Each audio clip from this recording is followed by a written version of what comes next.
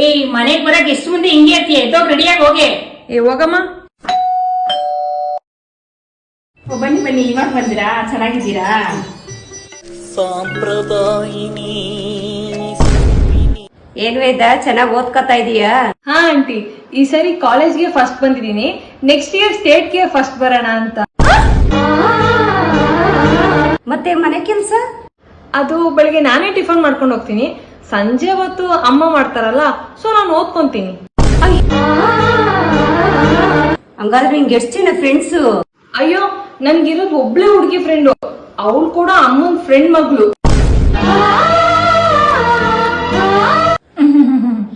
Aunty ಹೋಗ್ಲಿ, ನಿನ್ನ ಹತ್ರ ಸ್ವಲ್ಪ ಮಾತಾಡ್ಬೇಕು. ಆಂಟಿ, ಓ, ಯಾಕ್ರಿ ಹುಡ್ಗಿನ ಅಷ್ಟು ಗದಸ್ತೀರಾ? ತುಂಬಾ ಒಳ್ಳೆ ಹುಡುಗಿ.